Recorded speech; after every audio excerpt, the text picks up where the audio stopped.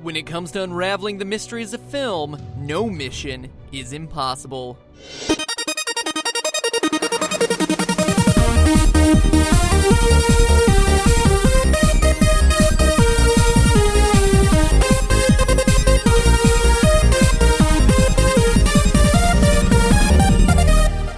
Hello, Internet! Welcome to Film Theory. Now, you guys all know how much I love movies from video games, right? Sorry, I just make myself laugh sometimes. Anyway, this one's a little bit different since today we're talking about Hitman, which is much more Bourne Identity and much less Super Mario the movie. In case you haven't seen it yet, the non-spoiler premise of Hitman Agent 47 is that a top-secret organization has been modifying human DNA to splice together the best genes and create superhumans. They train their little genetic creations from birth to become the ultimate killing machines, and that's about all I can talk about without stepping into spoiler territory, so hey, avert your eyes and go to the movies, then come back and watch this because this episode is really, really good. Or better yet, click on the Film Theory playlist, rack me up some retention time, you go see the movie, come back and then watch this video. We all win, but mostly me, because of that sweet, sweet retention time. Seriously, you're gonna want to watch this one. Okay, you back? Picking popcorn kernels out of your teeth, wiping artificial butter substitute off your fingers, but still getting your keys all greasy? Good. On we go. So Agent 47 is cool and all, but for me, the most interesting character with the least interesting name is John Smith, who has this bizarre knack for staying alive despite being shot repeatedly. In a typical spy movie, you have your villains, sure, but they're just regular guys. When you finally shoot them, which granted does take about 6 scenes and 2 expensive car chases, they do tend to, die. In Hitman, though, the problem is that when the heroes shoot the bad guy, John Smith, they have to keep shooting him. Like, this guy seriously cannot die. Bang, you're dead. Oh, no, just kidding, you're still here. Oh, okay, you're back again. Discount bullets are the worst. There's literally one line in the movie that actually explains how he's pulling this off. He has subdermal body armor. Pretty crazy, huh? That's it. That's all we get in terms of exposition. Subdermal armor. As in, he has a bulletproof shield that sits under his skin. Yeah, okay, nice try. Why doesn't John Smith just say Resurrection Stone? That would have been just as plausible, right? Wrong. Believe it or not, the technology to create bulletproof skin actually exists. Basically, what we're talking about here is a bulletproof vest, but instead of wearing it under your clothes, you wear it under your skin. Okay, what do we know that's bulletproof? Obviously, old Zachary Q isn't installing steel plates under his skin, so we need a few other ideas. Let's start with the most famous bullet stopper, Kevlar. It's weird, isn't it, that whenever someone's like, oh yes, the shield was fortified with Kevlar, everyone's always like, yes, oh, of course, Kevlar, how droll. As if any of us actually know what Kevlar is. I mean, we all pretend like we're super familiar with it because it shows up in every episode of Burn Notice, but until doing the research for this episode, I, for one, had no idea that it's actually just a really strong plastic. Not like this plastic or that plastic, but like the Superman of plastic. In fact, it would be stronger than the old Man of Steel since it's 5 times stronger than steel by weight. More importantly than just strength, though, we need to take a look at its tensile strength. Tensile strength is a measure of a material's resistance to tearing, or basically tells you how much force it takes to break through it. Units of tensile strength are megapascals, MPAs. So the MPA of a piece of armor tells you the force you need to put on it to break through it.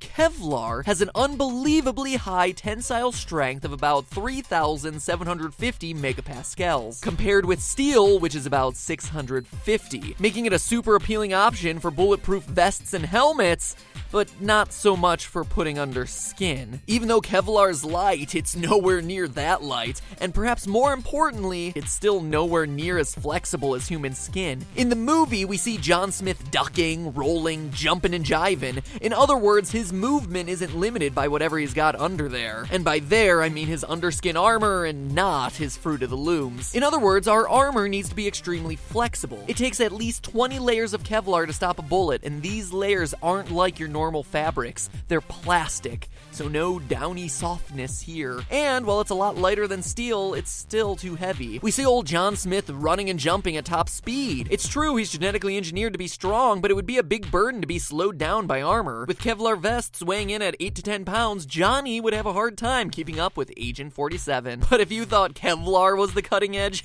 ha! Someone hasn't been reading their American Chemical Society publications lately. No? That one's just me, huh? Okay, fine, let me catch you up on what you've been missing. There are a few new players in the Miracle Substance game lately, one of which is nanocellulose. Nanocellulose is like the high-tech material for hippies, made from all-natural organic nano-sized particles that actually come from wood, algae, or even bacteria, and are basically purified all the way down to the molecular level, then pressed together to form a crystal structure that's 8 times stronger than steel, more flexible than plastic, and when thin, is even see-through. There's also a lot of really cool applications for nanocellulose, from display screens for phones, bendable organic batteries, and you guessed it, bulletproof armor. The tensile strength of nanocellulose is reported to be different things based on the preparation, but by weight, it's comparable to Kevlar. And because it's not plastic but instead an organic material, it's more flexible and could theoretically be implanted under our skin. One of the less intuitive things that we can gather from the movie is that the armor John Smith is using has to be biologically safe. This may be sci-fi, but at a fundamental level, John Smith still has human DNA, which means his body is susceptible to the same things we are. And the human body generally doesn't have a whole bunch of unidentifiable junk sitting around it. This au naturel armor would seem to make a good candidate, except for the fact that it's a bit too natural, in the sense that it could actually react with your body. Cellulose is a material found in plants. If you remember from 5th grade biology, it makes up plant cell walls. It's in a ton of our foods, and people eat it all the time because even though we humans can't digest it,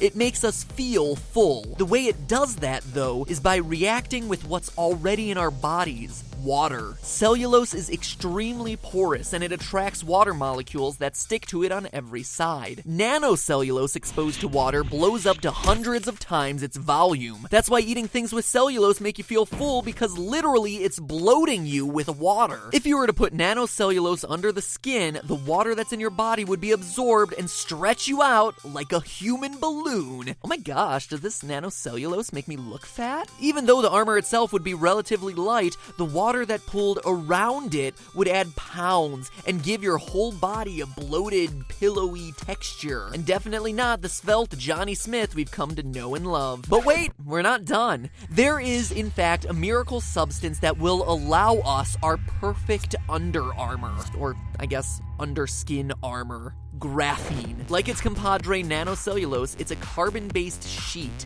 But unlike nanocellulose, there's nothing else in it. While other materials are a mix of carbon, oxygen, and a few other elements, graphene is unique because it's made completely out of locked carbon crystals that can exist as thin as one molecule and can be stacked in layers to form a crystal lattice. If that concept doesn't sound familiar, it should. In principle, it's the same structure that's used to build a diamond, the hardest substance in the world. If you were to wear underskin graphene armor, you'd literally be wearing diamond armor under your skin. If you're talking tensile strength, compare Kevlar's 3,000 megapascals to graphene's 130,000. And not only that, compare the weight of Kevlar or steel to graphene, where a single layer of graphene covering an entire football field would weigh less than a gram. An entire football field less than a gram. And if you're worried about fitting it under your skin,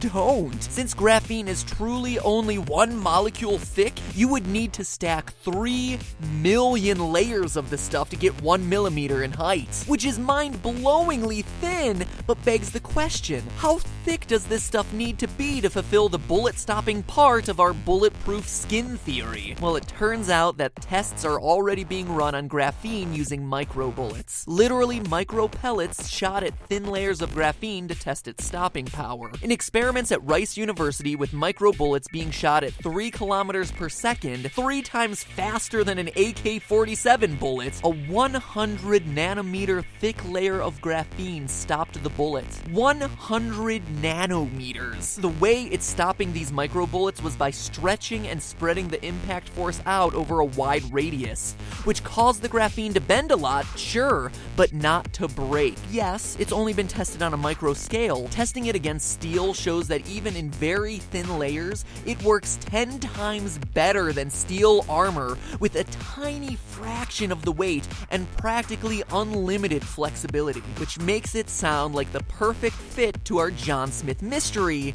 But then, what about the human body? We talked about the bloaty inconvenience of nanocellulose, but is graphene any better? Actually, yes. Otherwise, this episode would have a really unsatisfying conclusion. Because graphene is made of, in theory, a perfectly uniform carbon structure, it's almost totally non-reactive. If any of you remember high school chemistry, it's never really the carbon atoms that are doing anything exciting. It's always the oxygens or the chlorines that are getting all the action. They're like the swinging singles of the atomic world. Carbon is like the married friend that doesn't come to the bar with the gang on Friday nights anymore, because once it's in a molecule, it's just happy to hang out. This means that graphene isn't going to be reacting with water, and it's not going to dissolve. It's just going to stay there until you need it to help avoid death for the 12th time this weekend. Seriously, John Smith, consider your actions. So all in all, when Johnny Smith is wearing his graphene armor, it's just sitting in an ultra-thin, ultra-flexible sheet of diamond-like hardness right under his skin, made completely of carbon, reacting with nothing except the bullets he's taking a few times an hour. So graphene has a ton of superlatives. You know what else it's the best at? Conductivity. Graphene has been classified as the most conductive material in the world, meaning that while it would protect the wearer from bullets better than any other substance, it's not the kind of thing you'd want to be wearing in a thunderstorm. But still, not a bad trade-off for being indestructible. So in the end, what started off as one of the most improbable villains in an action movie, John Smith's Subdermal titanium body armor. turns out to be an awesome example of cutting-edge and completely plausible tech.